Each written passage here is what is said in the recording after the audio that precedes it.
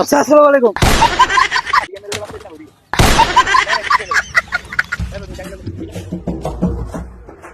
বসো বসো।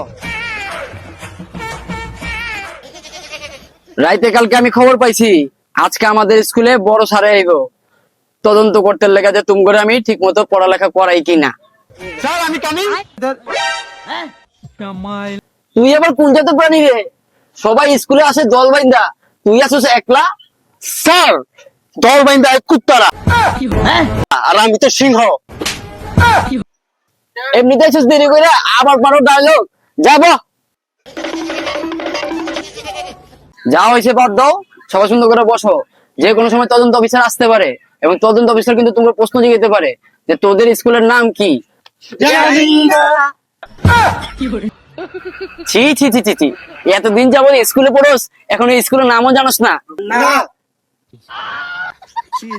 কোন ছাত্র এইগুলো রে, নিজের স্কুলের নামও জানে না। আচ্ছা ঠিক আছে, আমি বলতেছি তোরা স্কুলের নাম লেখ। তোদের স্কুলের নাম হইতেছে সিবি প্রাথমিক বিদ্যালয়।